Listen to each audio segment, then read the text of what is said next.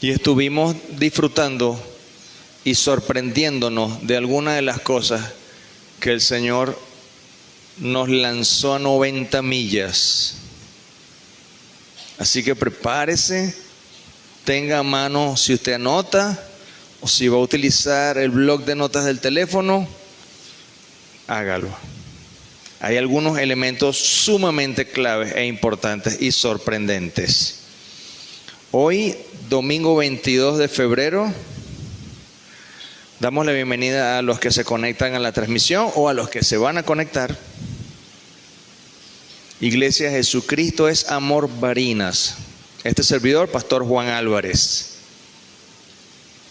Mensaje de hoy: siervos que reflejan la gloria de Dios. Así se llama el mensaje. Siervos que reflejan la gloria de Dios. Y el propósito es que al final usted y yo nos identifiquemos y pensemos cómo yo estoy reflejando la gloria de Dios. Hacia allá deseo que durante todo el trayecto del mensaje esté usted allí en su mente pensando, contrastándose a usted con lo que aquí vamos a compartir y preguntando: ¿y yo cómo reflejaría la gloria de Dios en ese caso? ¿Cómo lo estoy haciendo? Ese es el objetivo principal de este compartir, de este mensaje importante. Amén. Señor, gracias te damos por tu misericordia, porque tú eres bueno. Rogamos que tú nos ayudes a recibir tu palabra y también a exponer tu palabra de una forma clara, precisa, y que tu Espíritu Santo pueda sembrar en nuestros corazones todas estas inquietudes, todas estas necesidades, que las afirmes y de esta manera con tu palabra moldees nuestra vida y nuestro carácter. En el nombre de Jesús. Amén. Si yo les dijera, hermano, que el centro del universo es la tierra donde usted vive y no es otra galaxia y no es el sol donde todos los planetas hacen su sistema de traslación, si yo le dijera que es la tierra, sería así un poco como atrevido de mi parte. Pero desde el punto de vista bíblico, al parecer, la tierra es el centro del universo. ¡Wow, hermano! ¿Por qué usted dice eso? Comenzó con unas cosas raras, pastor. Les voy a dar algunas ideas de por qué yo estoy asomando la idea de que este planeta chiquitico en comparación con galaxias enormes que los microscopios han visto, decimos que es el centro del universo. Génesis 1:1. ¿Usted recuerda qué dice ese versículo? Si no lo ha leído nunca, está facilito buscarlo. El primer versículo de la Biblia dice: en el principio creó Dios los cielos. ¿Cuántas tierras creó? ¿Está en qué? ¿En plural o en singular? Interesante. La palabra cielos está en plural y la palabra tierra en singular. Eso nos va como ubicando el nivel de importancia y de prioridad que Dios le ha dado a este planeta. ¿No lo había visto? Yo tampoco, les confieso. Pero hay momentos donde Dios nos detiene y nos muestra algunas cosas que nos hacen pensar. ¿Por qué no dice y las tierras, sino en singular? Quiere decir que hay un nivel de importancia que Dios le dio Algunos otros elementos, por ejemplo, les comparto sobre esta idea. El diseño y el enfoque del sistema de vida que Dios creó le ha dado exclusividad a este planeta para que podamos vivir. Marte no tiene las condiciones, ni Júpiter, ni Venus, ni ningún otro planeta, ni el Sol, ni galaxias desconocidas. Ninguno tiene las condiciones exactas. Si alguno estuviera más cerca del Sol, se quema. Si estuviera más lejos del Sol, se congela. Hay ciertas condiciones únicas y exclusivas en este planeta, que es donde Dios enfoca el desarrollo de la vida. Otro, el escenario de la historia bíblica es únicamente aquí. La Biblia no destaca obra alguna de Dios en otras civilizaciones o galaxias. Jesús no fue a ningún otro lugar del universo a morir, ni por ningún alienígena, ni vegetal, ni nada. Murió por nosotros, los seres humanos. Y por último, fuimos hechos a imagen y semejanza de Dios. Eso nos centra como en la atención de Dios.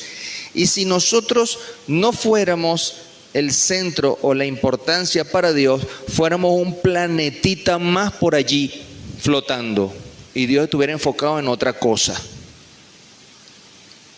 Pero para el hecho de que Él haya enviado a su Hijo a morir por los habitantes de este planeta, nos centra en la atención de Dios y nos hace pensar la importancia que Dios mismo le ha dado a esta creación especial y hermosa para Él. Vaya pensando en esa idea.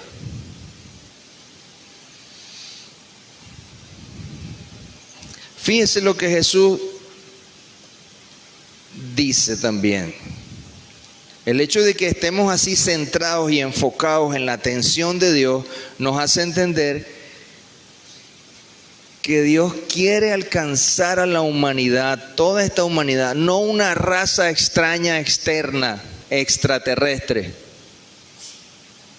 sino una humanidad a la cual Jesús mismo dice: en la casa de mi Padre muchas moradas hay. Si así no fuera, lo hubiera dicho: voy pues a preparar lugar para vosotros, no para otras civilizaciones. Estamos viendo algunos puntos que nos hacen comprender el nivel de importancia que Dios le ha dado, ¿verdad?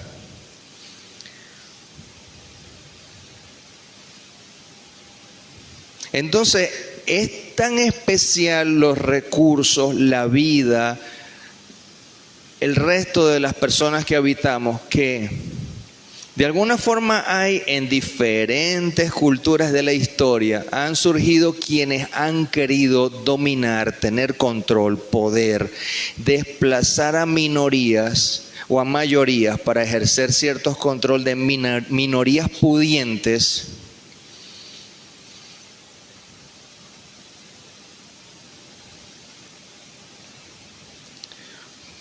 para tratar de hacer uso de estos recursos hermosos que Dios ha dado. Y han surgido poderosos en la historia. El primer poderoso, Nimrod, Génesis 5:8. Dice que Nimrod fue el primer poderoso sobre la tierra. Y ese Nimrod, aunque no vamos a ahondar en él, fue el precursor de la construcción de la civilización de Asiria y de la Torre de Babel. ¿Qué era el propósito de la Torre de Babel? Alcanzar ser igual a Dios. Por eso la construcción de una torre tan alta que llegara al cielo. Soberbia, prepotencia, arrogancia, poder. Ser igual que Dios. Elementos que hemos dicho en otro momento que también estaban en Satanás cuando era Lucifer, que quiso ser igual que Dios y por eso se rebeló. Los estoy llevando de una visión macro y vamos hacia lo específico. Pero me pareció necesario ir haciendo todo este trayecto. La historia hemos visto imperios como el asirio, el egipcio, el babilonio, el medo-persa, el griego, el romano. En nuestra historia contemporánea, naciones en guerras por motivos estratégicos, políticos, económicos, gobiernos que implantan régimen, familias con renombres adineradas, estrellas deportivas, famosos del espectáculo, cine, televisión, marcas publicitarias con industria comercial. Más cerca al hoy, influencer tratando de imponer tendencias, la carrera por el dominio tecnológico y la inteligencia artificial. La gente hoy en día busca tener seguidores y ser referencias.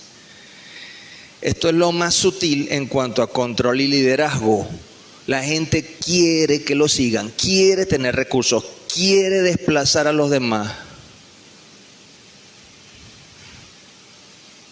Quiere aprovechar, destacar. Y el Señor dijo en Marcos 10:42, ustedes saben que los que son gobernantes de las naciones se enseñorean de ellas y sus grandes ejercen sobre ellas potestad. O sea, lo que estamos analizando, lo que estamos repasando, ya Jesús lo precisó y se lo mostró a los discípulos. Es decir, la gente no quiere servirle a nadie, la gente quiere que le sirvan, la gente quiere ganar, la gente quiere que los demás hagan para ellos, la gente quiere tener poder.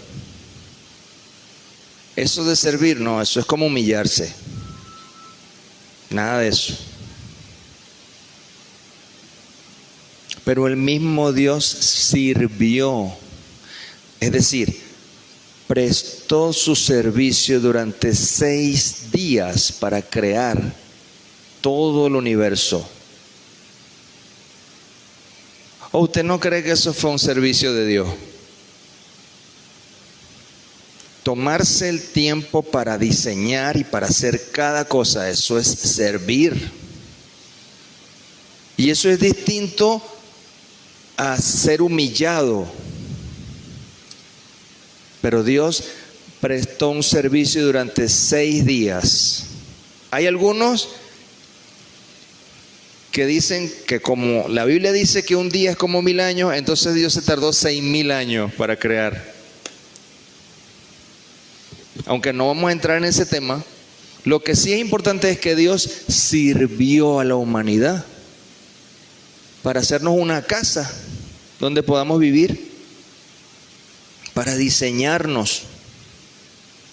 Y Jesús estaba claro, y él mismo dijo, porque el Hijo del Hombre, hablando de sí mismo, no vino para ser servido, sino para servir y para dar su vida en rescate por muchos. Aquí vemos una vez más ya explícitamente de la boca de Jesús que Él vino a servir. Lo inferimos de lo que vimos a Dios como creador en la creación, que sirvió creando, prestó ese servicio. Pero aquí vemos a Jesús diciendo, yo he venido a servir explícitamente. Si Dios, que es el dueño de todo, sirve, ¿cómo podemos nosotros pensar en irnos al equipo de los que sencillamente quieren tener poder y control? Como Jesús mismo señala de los gobernantes, que se enseñorean, que gobiernan. Eso es contrario. Lo que hoy entendemos como un líder, como un gobernante que quiere ejercer dominio, control, potestad, es contrario a lo que Dios nos enseña de Él mismo como servidor. Y Dios no es menos que nadie. Dios está por encima de cualquiera. Pero vino entre nosotros a enseñarnos a servir. Recuerden, ¿cómo se llama el título de este mensaje? Siervos que reflejan la gloria de Dios. Y estamos observando que el mismo Señor Jesucristo dijo que venía para dar su vida en rescate, para servir. Pregunte, ¿cómo yo reflejo la gloria de Dios? Hasta este punto, pregúntese eso. ¿Cómo yo reflejo la gloria de Dios sirviendo? ¿Cómo? Ese ejercicio lo vamos a ir haciendo durante el mensaje. La influencia de Jesús y más aún su presencia misma en las vidas de quienes inicialmente fueron creyentes, esos mismos, de ahí mismo algunos fueron luego discípulos y de esos mismos también se convirtieron en apóstoles, ¿verdad? Ok, pero la influencia de Jesús y su presencia allí hacía que se manifestara Él, aunque ya físicamente no estaba. Cuando estaba con ellos, usted y yo que hemos leído la Biblia o hemos escuchado la Biblia, o algunas personas que han visto algún tipo de película o serie acerca de Jesús, vemos cómo Jesús operaba sobrenaturalmente haciendo milagros de sanidades, de multiplicación de comida, de resucitar muertos. Pregunto,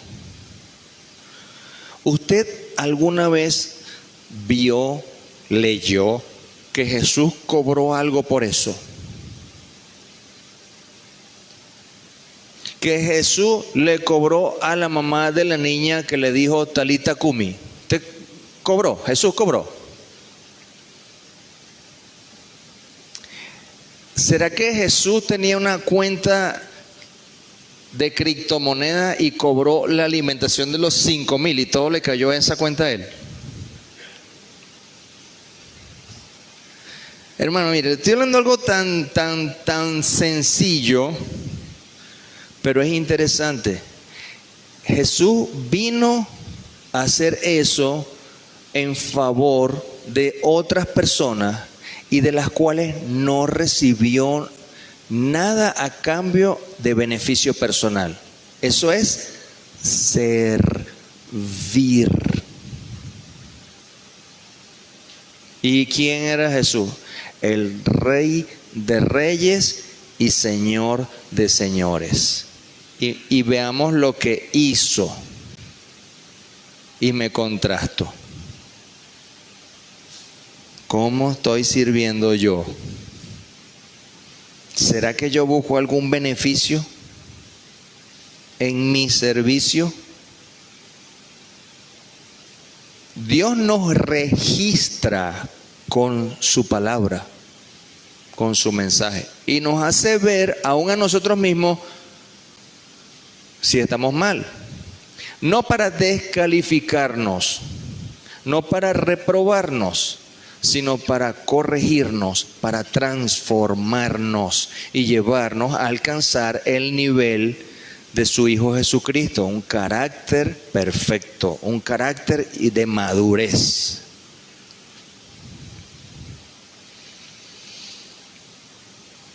En el libro de los Hechos, en las cartas apostólicas, vemos esa influencia y esa presencia de Jesús en los apóstoles. Les decía, cuando Jesús estaba, hacía todo esto que mencionamos y mucho más. Cuando Él asciende al cielo, les dice a los apóstoles, recibirán poder cuando haya venido el Espíritu Santo sobre ustedes. Y me serán testigos en Jerusalén, en Judea, en Samaria y hasta lo último de la tierra. Eso está en Hechos 1:8. Ahora, se fue Jesús, vino el Espíritu Santo y esta gente no se quedó guardada con el poder de la presencia del Espíritu Santo en una casa guardada como estaban antes, atemorizados, sino que al ser embestidos del poder del Espíritu Santo, salieron. En esa salida, o en parte de esa salida, es que vamos a repasar hoy, o que estamos trazando, la enseñanza. Ya en el transcurso del servicio leímos Hechos 5, ¿verdad? Del 12 al 16, y esa es la base de nuestro texto ahora mismo. Hechos 5, del 12 al 16.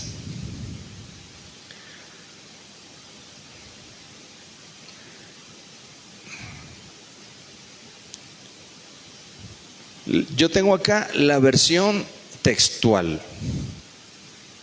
Esta versión dice así, en el versículo 12: por mano de los apóstoles se hacían muchas señales milagrosas y prodigios entre el pueblo. Pregunto, usted tiene su Biblia ahí, yo acabo de leer esto. Pregunto, ¿quién hacía las señales y los milagros? ¿Quién? Según lo que usted lee, ¿quién lo hacía? Los apóstoles. Ajá. ¿Eran los apóstoles? Volvemos, repasamos. Por mano de los apóstoles se hacían, dice la textual. La versión Dios habla hoy también dice, por medio de los apóstoles se hacían, pero no dice, deténgase y lea, no dice, los apóstoles hacían milagros. ¿Qué dice? Por medio de los apóstoles se hacían, dando a entender que había un tercero. ¿Quién hacía los milagros? Dios. Muy bien, Dios hacía los milagros. Ok, aquí nos estamos ayudando. Hay algunos profes también que nos pueden ayudar con ese tema, ¿no? Pero es importante que cuando leamos la Biblia no corramos, leamos con detenimiento para entender esos pequeños detalles que son clave. ¿Ves? Entonces, no eran los apóstoles, pero Dios no lo iba a hacer sin ellos. Tenían que estar los apóstoles ahí, sirviendo. ¿Dios podía hacerlo solo? Sí podía. ¿Cómo hizo la creación? Sin nadie. Pero estuvo 3 años y medio trabajando con un equipo, formando un equipo, y luego los embiste con su propia presencia, el Espíritu Santo, para ser instrumentos para su gloria. ¿Sí? Pregúntese, ¿cómo estoy yo haciendo mi servicio, siendo instrumento para la gloria de Dios? ¿Lo estoy haciendo? ¿Cómo? Si usted dice, sí lo estoy haciendo, pregúntese después, ¿cómo lo estoy haciendo? Y se va comparando con lo que vamos leyendo. Seguimos en Hechos. Dice, y estaban todos unánimes, dice la versión textual, ¿verdad?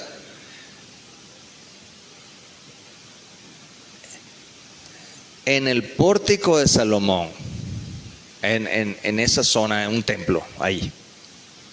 La de Dios habla hoy, dice, y se reunían en el pórtico de Salomón. Pero la textual que nos habla de las palabras unánime trae un significado importante y clave.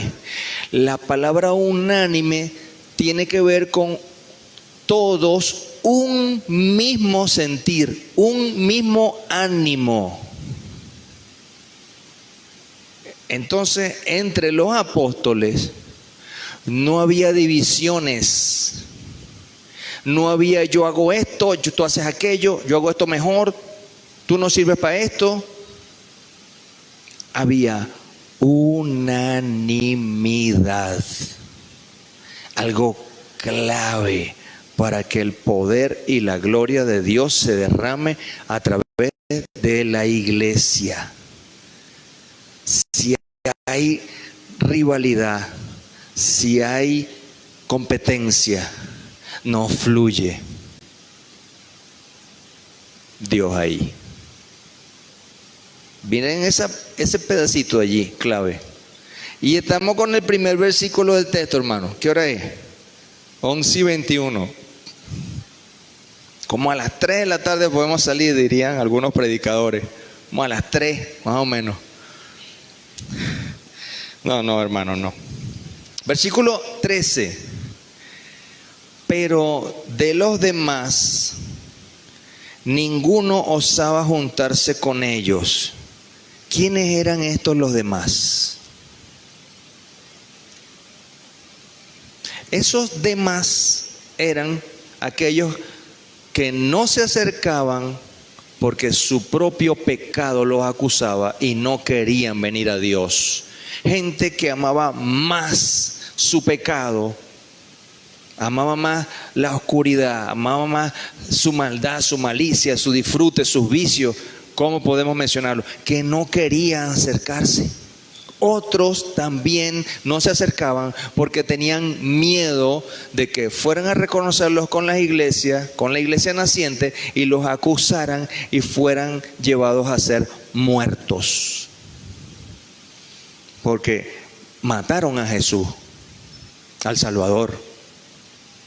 Y de ahí venían los apóstoles, y los que se identificaban con ellos eran una amenaza para la religión del Sanedrín, de los fariseos y de los saduceos de aquel momento. Entonces otros no se acercaban a ellos por temor a morir, otros porque su pecado no les dejaba. Hoy mucha gente no se acerca a Dios porque ama más el pecado. O hay gente que no viene a una iglesia porque dice, yo no quiero dejar lo que estoy haciendo, me siento muy bien con lo que estoy haciendo.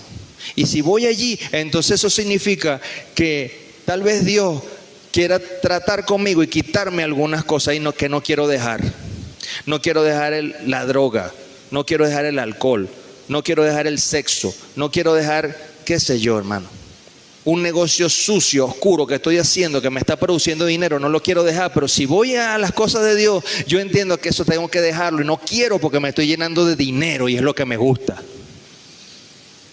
Por ejemplo, un ejemplo. Así también había gente en este tiempo.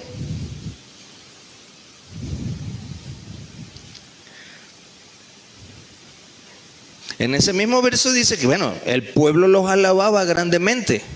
El 14, muchos más creyentes en el Señor eran añadidos. Es decir, que sí había gente que creía, claro que sí. Y se añadía a la iglesia multitudes de hombres y de mujeres. ¿Sí? Había evangelismo, se enseñaba el mensaje de Jesús, y había gente que abría su corazón y decía, no me importa lo demás, yo necesito al Señor, yo amo al Señor, sé que murió hace, no sabemos si meses habían transcurrido de la muerte de Jesús, tal vez lo vieron en una cruz. Y esta gente estaba predicando el mensaje de aquel que murió y que ellos estaban diciendo que había resucitado. Entonces eso estaba calientico, hermano, la muerte y la resurrección del Señor. Mucha gente supo y se unieron a la iglesia. Pero aquí viene algo interesante. El versículo 15 dice: y sacaban a los enfermos a las calles. Sí va conmigo, ¿verdad? Ajá. y los ponían, esta versión dice, en catres y camillas. O sea, los ponían como en, sí, como en camillas, pues, ¿verdad? Ahí. A lo mejor ponían los paños. Gente que no podía caminar, que estaba enferma, que estaba desahuciada, ¿verdad? Dice, para que al pasar Pedro, al menos su sombra cubriera a alguno de ellos. Ok, aquí yo me quiero detener un poquitico. Un poquitico. Tú tienes la posibilidad ahí donde estás, de repente, no sé, de hacer sombra. Hazte tú mismo sombra así y mira la sombra que se refleja. Ajá, sí, ¿va? Pregunta, ¿tú tienes control de esa sombra? ¿Tú tienes control de la sombra? Tú quitas el brazo y haces que la sombra se quede ahí. Tú haces que la sombra vaya para allá aunque tú no pongas el brazo ahí. ¿Qué es la sombra? Es un sencillo, básico reflejo de la proyección de tu cuerpo, ¿verdad? Es todo.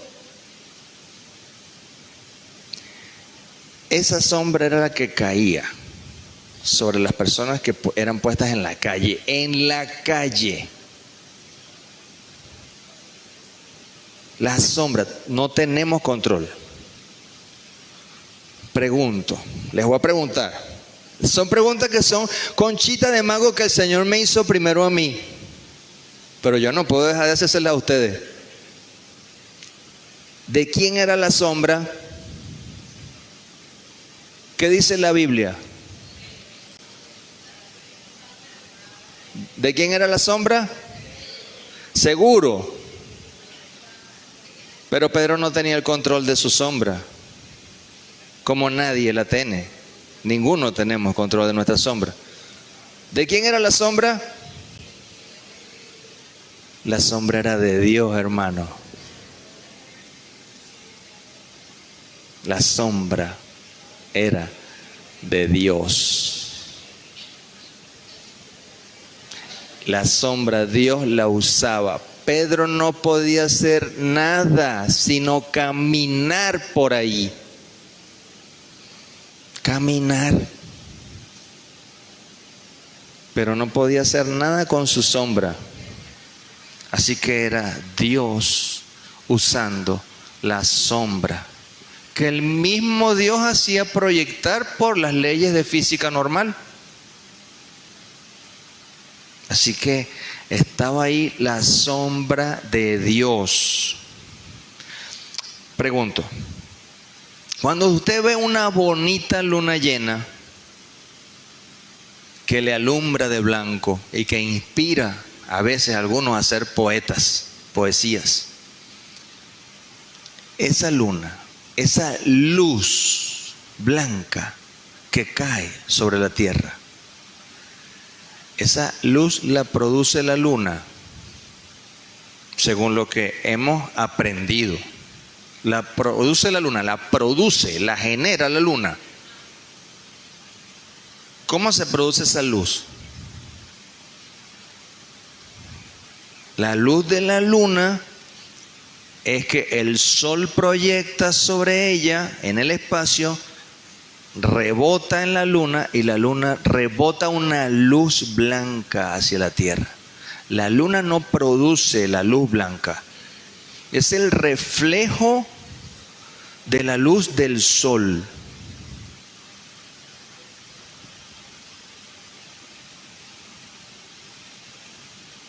Pedro era como la luna ahí en ese momento.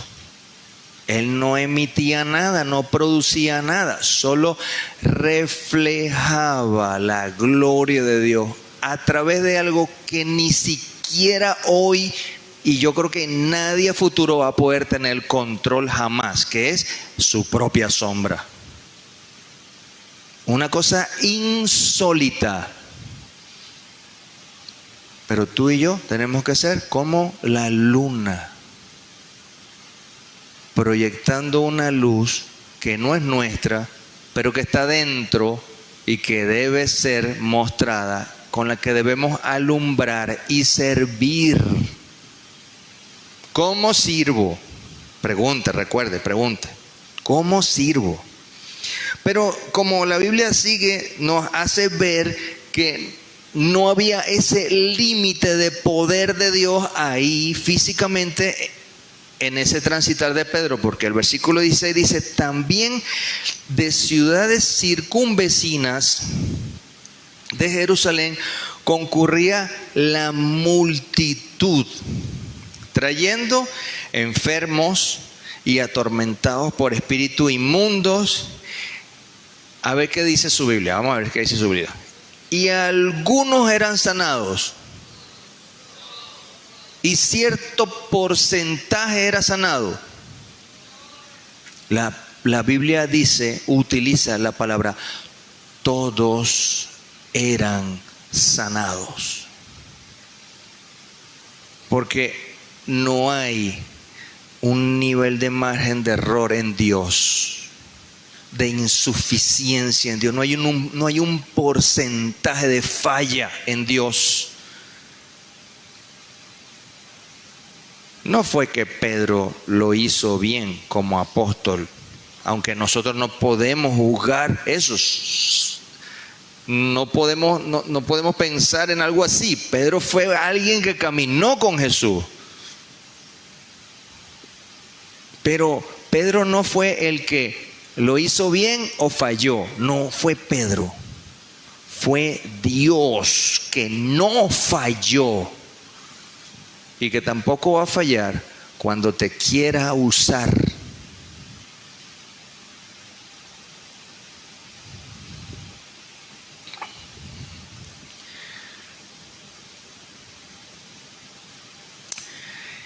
¿Qué aconteció a esta manifestación gloriosa de Dios? Vamos a ir trazando un poquito más la idea. ¿Qué ocurrió antes de que esta manifestación de poder se diera?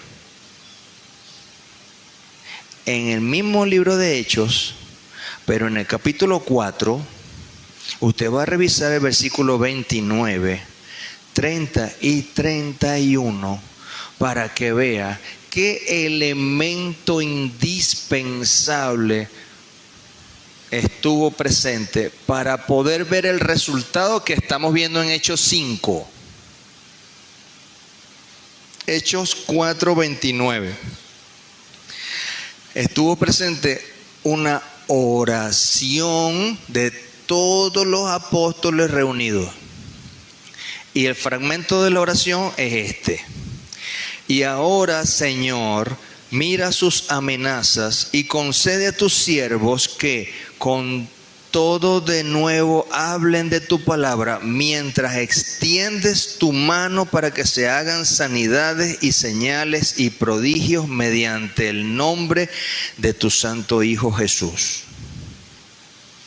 Después de esa oración, dice la Biblia, que donde estaban orando el lugar tembló y todos fueron llenos del Espíritu Santo. ¿Qué pidió Pedro y los apóstoles? ¿Qué pidió en esa oración? Señor, danos recursos económicos para comprar una radio o una televisora para poder transmitir tu mensaje. No estoy en contra de eso. O sea, lo que estoy es poniendo en contexto. No dijo, dame plata, Señor, provéenos recursos para volver a alimentar 5,000 como lo hicimos contigo. Porque estuvo cuando los 5,000 no pidió eso. Ni siquiera pidió sabiduría como Salomón.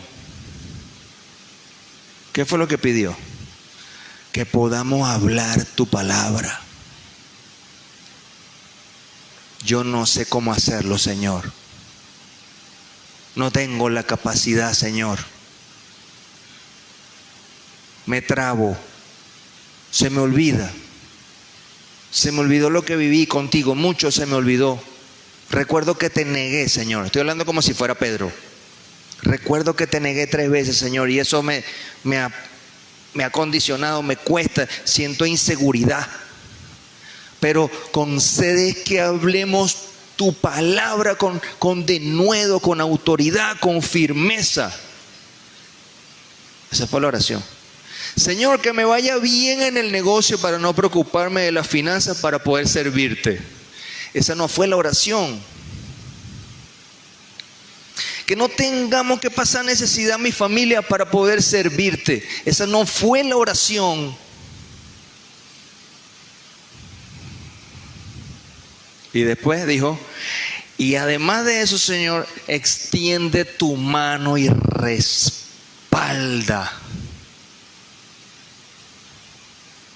Y haz que ocurran señales y prodigios. Eso fue antes del evento de la sombra de Pedro. Bueno, de la sombra de Dios. La oración profunda.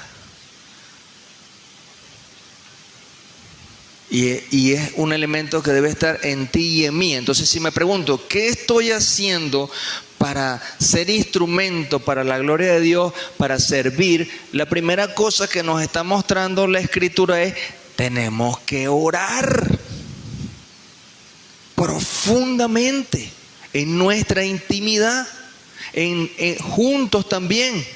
Pero nuestra vida de oración no debe fallar. Aunque Dios no haga ningún milagro a través de usted. Porque no es que va a orar solo para que haga milagro. Porque, por ejemplo, el apóstol Juan no se registra en la Biblia que hizo algún milagro. El que escribió el Evangelio de San Juan, que es el mismo que escribió Apocalipsis, que es el mismo que escribió Primera, Segunda y Tercera de Juan. No se registra bíblicamente que hizo un milagro. Al igual que algunos otros apóstoles, no se registra. Entendemos que en la misión de los 70, cuando Jesús mandó a 70 personas de 2 en 2 para ir a predicar a algunos lugares, el Señor mismo los envistió de poder en ese momento para esa tarea. Porque recuerda que cuando ellos regresaron de esa labor, dijeron ellos, Señor, nos sorprendemos que hasta los espíritus inmundos se nos sujetan. Y Jesús mismo dijo, yo vi cayendo a Satanás como un rayo del cielo. Pero fue para esa tarea que les envistió de poder. Después de eso no se manifestó en ninguno del resto de los apóstoles milagros, sanidades. Entonces, si el Señor no va a hacer un milagro a través de usted, no importa, usted es instrumento de su gloria igual, porque usted no sabe cómo Dios lo va a usar. Si usted, cuando hable con alguien y le muestre la ternura de Cristo y su amor y una palabra de parte de Dios, usted no sabe si Dios usa eso para evitar que esa persona con la que usted está hablando se suicide. Y Dios salva una vida a través de usted. Y es valioso para Él. Y no implicó un milagro sobrenatural, pero implicó un corazón suyo o mío dispuesto a servir. ¿Sí van conmigo? Tan calladito, hermano, wow.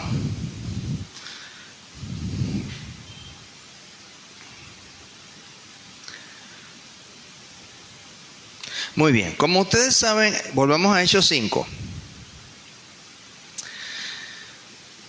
Hechos 5, vamos al 17. El verso 17 y hasta el 20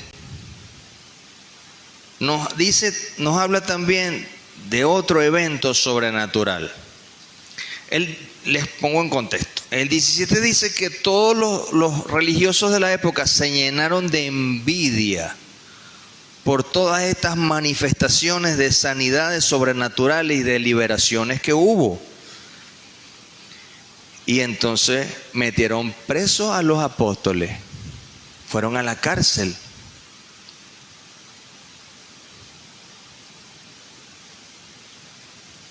¿verdad? Ajá. A la cárcel pública, dice esta versión. Y el 19 dice, pero un ángel del Señor abrió de noche las puertas de la cárcel y sacándolos dijo, id, es una orden, ¿verdad? Como decir, vayan, y puestos en pie en el templo, es el ángel que les está hablando a ellos, que los sacó de ahí. Anunciad o anuncien, una orden otra vez, al pueblo todas las palabras de esta vida. Y la textual tiene la palabra vida con V mayúscula, hablando del camino de la vida eterna, que es Jesús. Prediquen las buenas nuevas de salvación, es lo que le está diciendo el ángel. Ajá. Aquí no vemos ningún apóstol quejándose en la cárcel, diciendo, pero bueno, ¿quién me manda a mí a estar caminando entre los enfermos para venir para aquí preso después?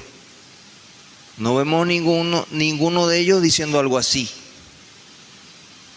Este ángel se apareció de forma sorpresiva aún para ellos.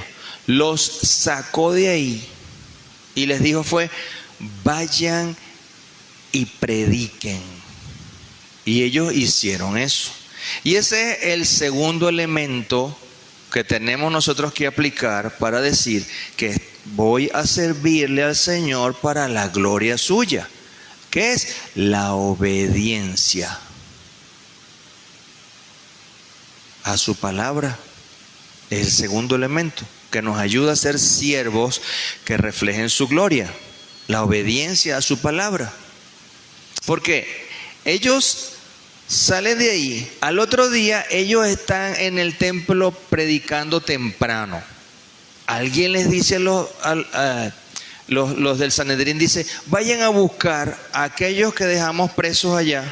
Y cuando van a la cárcel, llegan, están los guardias afuera, están todas las rejas cerradas, está todo tal cual. Y cuando se asoman dentro de la celda, lo que ocurre es que ellos no están.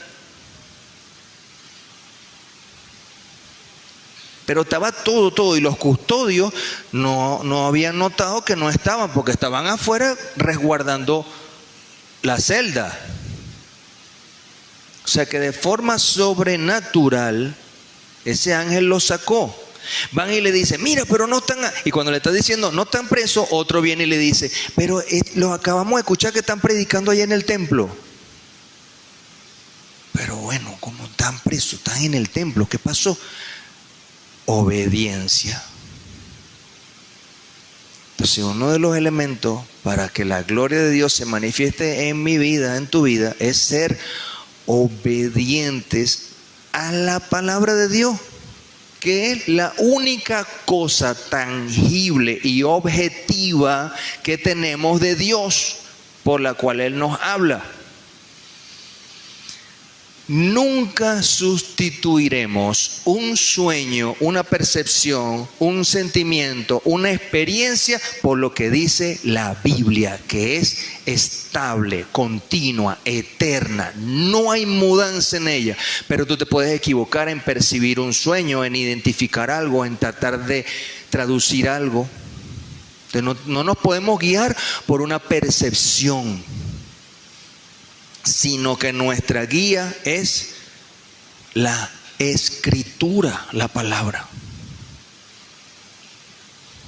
Esta gente, estos apóstoles, salieron y obedecieron. Es el segundo elemento. El primero es una vida de comunión íntima, profunda, cuidadosa, constante, un hábito.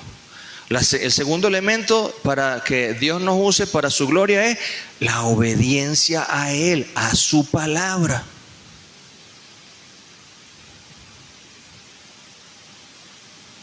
De paso, cuando los fueron a buscar en el templo, a los apóstoles, en el 31, en el versículo 31, ellos los llaman, en el 30, perdón, ellos los llaman, los del Sanedrín los llaman, que los fueron a buscar al templo que estaban predicando el otro día. Pero nosotros no les dijimos que no predicaran. Y mira lo que les responde el apóstol Pedro y los demás. En el 30. El Dios de nuestros padres resucitó a Jesús, a quien ustedes mataron colgándole en un madero. A este exaltó Dios con su diestra como príncipe y salvador para dar a Israel arrepentimiento y perdón de pecados. Y nosotros somos testigos de estas cosas, y también el Espíritu Santo, el cual ha dado Dios a los que le obedecen.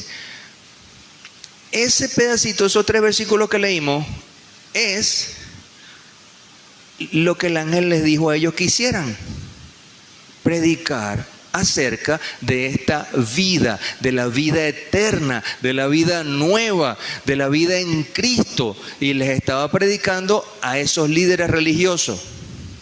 Ellos no se quedaron callados.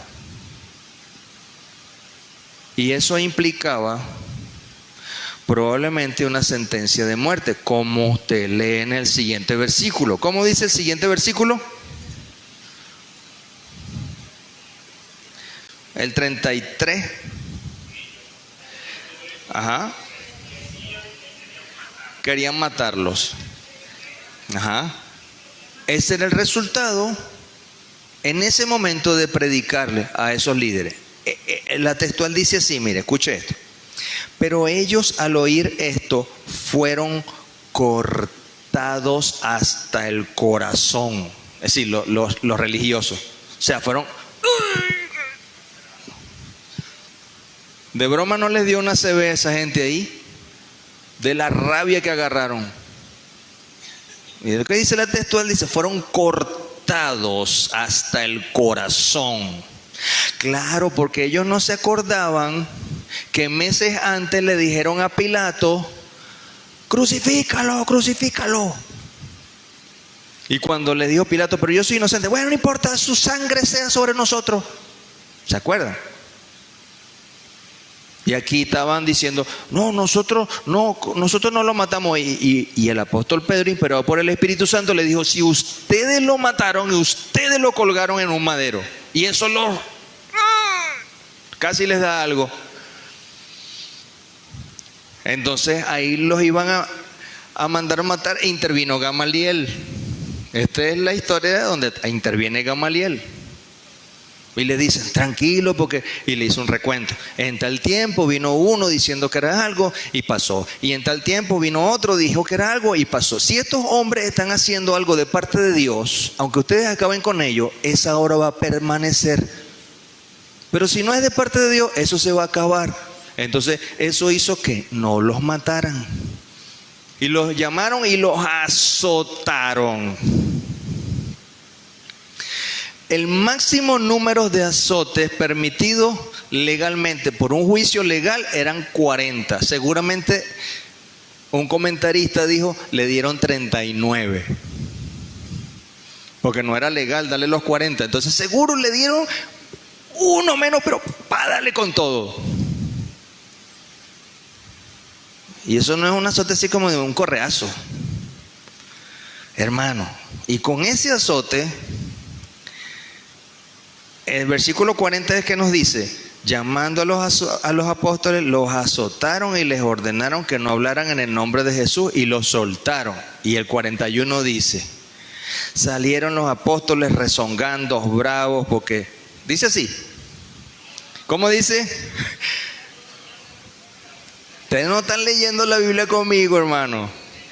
Ajá. Salieron ellos pues de la presencia de Sanidad, regocijándose porque habían sido tenidos por dignos de padecer afrenta por causa del nombre. Muchacho, salieron contentos porque lo azotaron, porque lo hicieron por el Señor. Y hermano, es tremendo. Fácilmente uno se queja por cualquier cosita que no le sale bien. En la casa de uno, en el carro de uno, en el trabajo, con los muchachos. No tiene nada que ver con la iglesia, y de repente uno: ay, cónchale, que esto no está tal. Y esta gente sufrió mínimo 39 latigazos y salieron regocijados. Hermano, es un tema de carácter, ¿verdad? Es un tema de madurez, es un tema de convicción, de estar claro de a quién le estamos sirviendo y que en medio del servicio se van a presentar oposiciones, adversidades. Que no es que las cosas no me salieron bien, es que tenemos un enemigo que se nos va a interponer para hacernos estorbar y no servirle al Señor con aquello con lo que Dios nos está llamando a servirle. Y no podemos ser tan frágiles, tan niños o tan inmaduros y decir, ay no, las cosas no salieron mal, no sigo adelante. ¿Cómo estoy sirviéndole al Señor? Volvemos con la pregunta del inicio, ¿verdad? ¿Cómo le estoy sirviendo?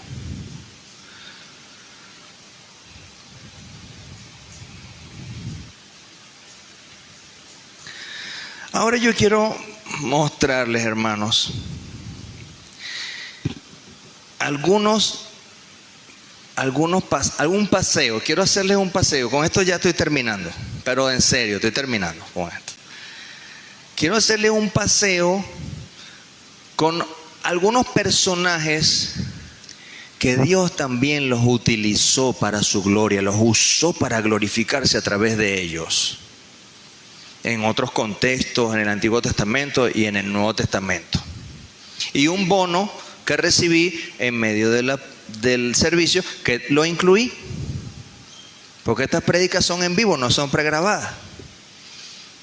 Entonces, dijimos Pedro y la sombra de Dios, ¿verdad?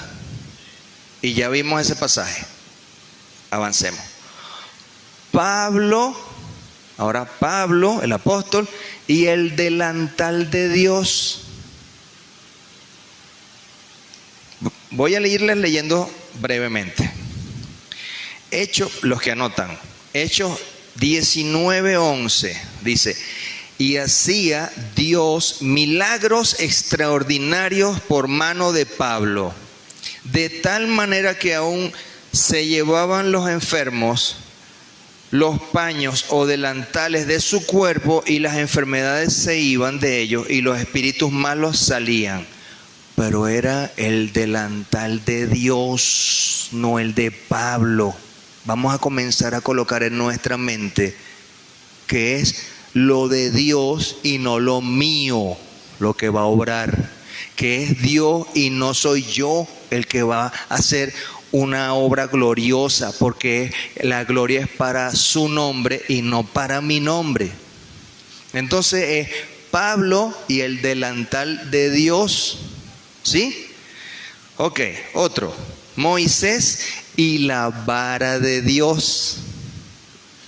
En algún momento en Éxodo 4, versículo 2, dice: y Jehová le dijo, ¿qué es eso que tienes en tu mano? Y él respondió: una vara. La vara era de Moisés, sí, es la que usaba para sostenerse en el camino del desierto. Pero esa vara se transformó en la vara de Dios. La vara de Dios. Les muestro brevemente lo que Dios hizo con esa vara. Tomarás en tu mano esta vara con la cual harás las señales. ¿Qué señales? Bueno, antes de mostrar las señales, en Éxodo 4:20, ahí cambió la cosa. Porque dice: entonces Moisés tomó su mujer, sus hijos y los puso sobre un asno, volvió de la tierra de Egipto. Tomó también Moisés la vara de Dios en su mano. Ve, ya no era la vara de él. La misma Biblia dice la vara de Dios. ¿Qué hizo Moisés con esa vara? Convirtió las aguas del río en sangre. Bueno, Dios, ¿verdad? ¿Qué más hizo esa vara? O Dios a través de eso. Trajo plaga de granizo y fuego. Trajo plaga de langosta. Separó las aguas del mar para que pasara Israel. Golpeó la peña y brotaron aguas. Y trajo la victoria en la batalla por Israel contra Amalek, estando Josué peleando. Eso hizo la vara de Dios en la mano de Moisés. Pero no era su vara, era la vara de Dios. ¿Sí? Veamos, Aarón también, su hermano, tenía una vara. Y Dios también usó la vara de Aarón para hacer milagros. ¿Qué hizo? Bueno, dice, si Faraón les respondiera diciendo, muestren un milagro, entonces le dirás a Aarón, toma tu vara y échala delante de Faraón para que se haga culebra. Y esa vara de Aarón hecha culebra se devoró la vara de los hechiceros, las 3 culebras de los 3 hechiceros. Y también a través de esa vara Dios trajo la plaga de ranas. Y también a través de esa vara Dios trajo la plaga de piojos. No fue Aarón, fue la vara de Dios en la mano de Aarón. ¿Y qué tenía que hacer Aarón? Servirle y obedecer a lo que Dios le estaba diciendo que hiciera.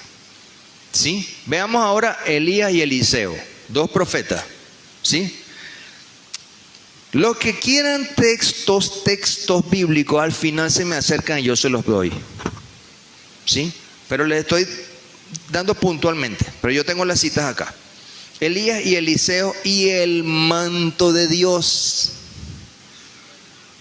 El manto era de Elías. Era de Elías. Cuando Elías se va al cielo, el manto cae y lo toma Eliseo. Pero a la final era el manto de Dios. ¿Qué pasó con ese manto?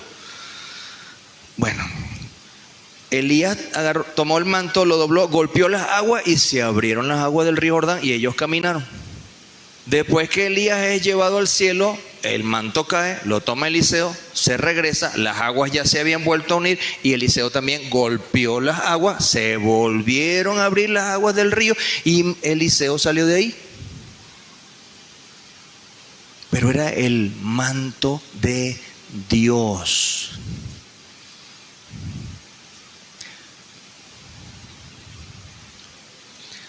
Mire esta me sorprendió y yo espero que a usted también lo sorprenda y le dé hasta los huesos. Eliseo y los huesos de Dios. Hermano, ¿qué está diciendo usted ahí? ¿Qué locura va a decir? Hermano, sí, parece una locura. Cuando yo estaba en esto yo dije, wow. Mire, les cuento rápidamente. Aunque no estamos apurados, hermano, porque estamos como recibiendo algo que nos está, ¿verdad? Segundo libro de Reyes, capítulo 13, versículo 21. Este sí se lo doy así para que usted lo anote si quiere. Segundo de Reyes, capítulo 13, versículo 21. Dice, y aconteció, ya Eliseo estaba muerto, aquí. Y estaba enterrado. No te pierdas hermano. Eliseo ya estaba muerto y enterradito. Y en este contexto le voy a leer esto. Y aconteció que al sepultar unos a un hombre, súbitamente vieron una banda armada y arrojaron el cadáver de ese muerto que iban a ir a enterrar. Lo lanzaron en un hueco que estaba abierto. Y resulta que ahí era el sepulcro del profeta Eliseo. Y dice la Biblia que cuando el muerto cayó y llegó a tocar los huesos de Eliseo, revivió y se levantó sobre sus pies el que iban a enterrar, que estaba muerto, y se paró y salió de ahí. Mano, les voy a preguntar así, esta locura: ¿de quién eran los huesos? ¿De Eliseo o de Dios? Parece locura lo que les estoy preguntando, hermano. Tus huesos son tuyos, ¿verdad que sí? Son tus huesos. Pero ahí ya no estaba Eliseo.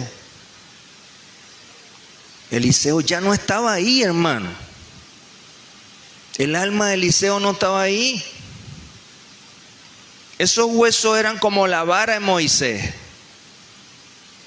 Tus huesos son como un instrumento, porque no es tuya la gloria ni mía de lo que Dios va a hacer a través de ti.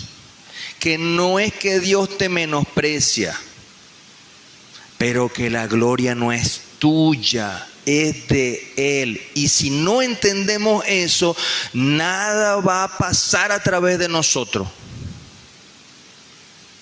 Los huesos eran de Dios y ese muerto se paró, hermano. Wow. Sansón. Recuerden que estamos repasando algunos personajes, ¿verdad? De cómo Dios lo usó para su gloria, ¿sí? Muy bien. Sansón.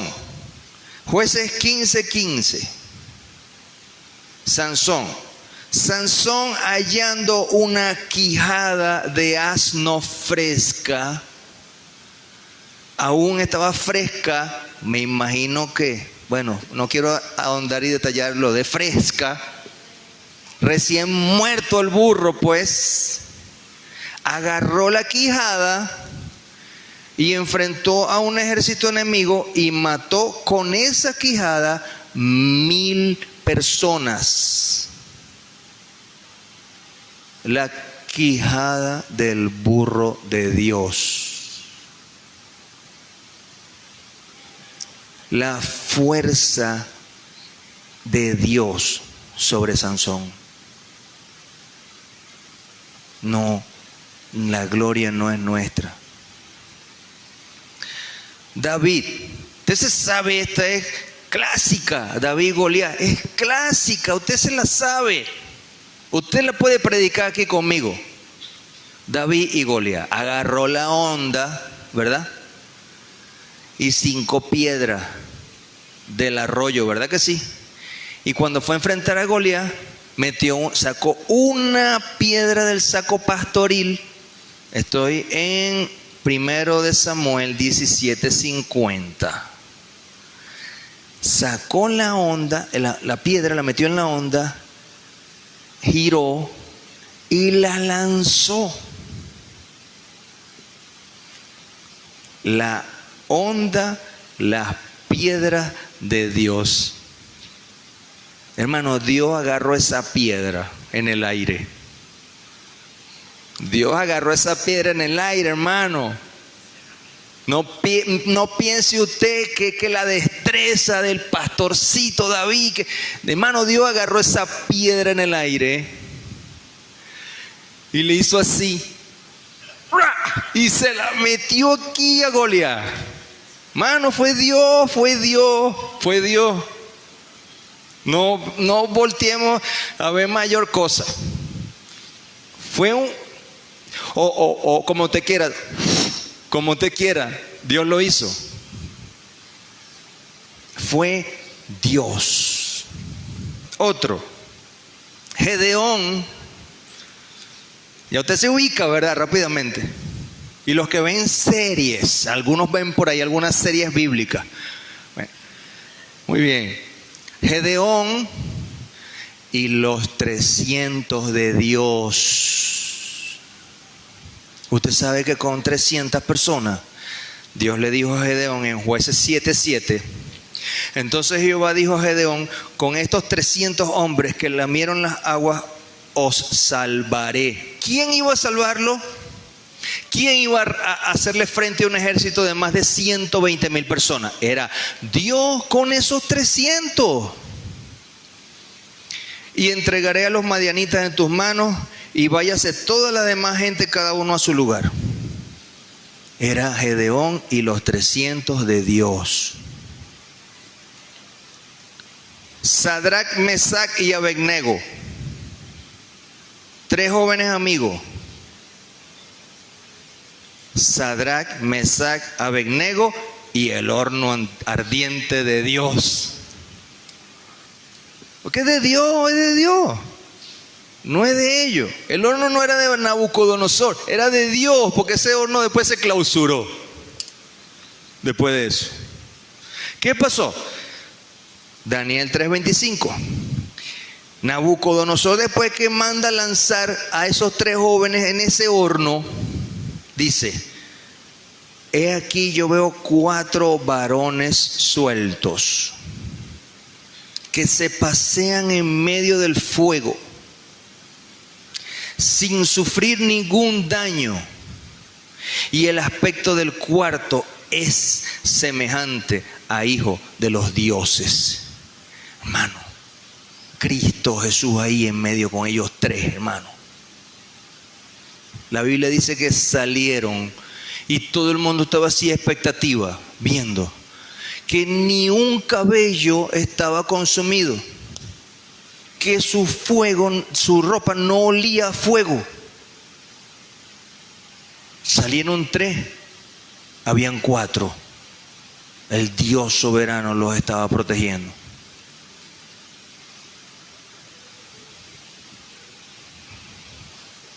Me gusta, hermano, me gusta. Daniel en el foso de los leones, de Dios. Daniel 3:25. He aquí, no, mentira. Daniel 6:22. Mi Dios envió su ángel, el cual cerró la boca de los leones para que no me hiciesen daño, porque ante él fui hallado inocente, y aún delante de ti, oh rey, yo no he hecho nada malo. Y el último, que es el plus, que es el bono, que voy a incluir aquí porque lo recibí aquí en medio del servicio. Se trata de alguien que no hizo un milagro, pero que fue instrumento de Dios, que no se sabe ni el nombre. Todos los demás que leímos su nombre, ¿verdad? Pero de esta persona no se sabe el nombre, hermano. Y lo leímos juntos hace rato aquí, todos. La viuda y la ofrenda de Dios. La viuda que dio todo lo que tenía. Llamando a sus discípulos les dijo: de cierto os digo que esta viuda pobre echó más que todos los que han echado en el arca, porque todos han echado de lo que les sobra, pero esta de su pobreza echó todo lo que tenía, todo su sustento. ¿Usted cree que no iba un milagro en camino ahí? Un milagro financiero para esa mujer, porque no todo su sustento lo echó y lo vio nada más y nada menos que el Señor Jesucristo. Ahí también se ve una mujer que se desprendió de todo y que la gloria se mostró, ella sirviendo, que ni su nombre se menciona. ¿Por qué? Porque la gloria no es para nosotros, sino que la gloria es de Él, del Señor, de Dios. De manera que los principios del reino, para aplicarlos en nuestra vida cotidiana, para ser siervos que reflejen la gloria de Dios, son 3. Los vamos a repetir, ya hemos visto algunos. Y en todas estas vidas que mencionamos, estuvieron presentes, en todas. Usted puede tomar y repasar cada biografía y los va a encontrar. Profunda vida de oración, obediencia a Dios innegociable y una convicción absoluta en las promesas de Dios, lo que está en la palabra de Dios, lo que está en la Biblia. Estos 3 elementos hicieron de cada uno de estos personajes que acabamos de repasar siervos que reflejaron la gloria de Dios. 3 elementos que deben estar presentes en nosotros para ser transformados en siervos que reflejemos la gloria de Dios. Oración profunda, obediencia innegociable y una convicción profunda de lo que está en la palabra de Dios. Porque si usted tiene las 2 primeras y no se relaciona con la Biblia, ¿de dónde va a sacar la fuerza y a qué le va a creer? ¿Qué Dios le va a decir? Para que usted diga: Dios me dijo esto, lo voy a hacer. 3 cosas: oración, obediencia y la palabra, que nos va a convertir en siervos. La sombra tuya no es la ofrenda, el dinero que tú tengas, no es lo que tú tengas, es lo que Dios te pide que le des para usarlo. Piensa en esto. Usted puede decir: yo tengo tal cosa, pero si Dios te lo pide, no dude, hermano, no dude en decirle: Señor, aquí está, porque tenemos ejemplos de lo que hombres y mujeres de Dios dispusieron para Él y los tomó para glorificarse con poder a través de esas vidas. Ni tus huesos, ni nuestros huesos son nuestros. Ni nuestros huesos. Vamos a orar, hermano. Vamos a orar. Señor, qué sorprendente, Señor. No tenemos nada con que podamos sorprenderte o darte, decir que te vamos a llenar con algo, Señor, porque ni nosotros mismos somos dueños de los días que tenemos sobre esta tierra. Tú eres el dueño. Cuando tú quieras llamarnos, nos llama. Perdónanos, Señor, porque no te hemos servido como tú quieres que te sirvamos. Perdónanos porque hemos fallado en las diferentes áreas y roles de nuestra vida. Perdónanos, Señor. No tenemos ni somos nada delante de ti. Realmente somos polvo de la tierra que juntaste y le nos diste aliento de vida. Y por tu misericordia, por tu amor, por tu favor, nos has transformado en hijos tuyos y hemos llegado a ser de tu familia porque tú nos quisiste hacer así. De todas las maravillas y las grandezas que repasamos que hiciste al comienzo, tú nos has llamado a que nos sirvamos los unos a los otros como tú lo has hecho.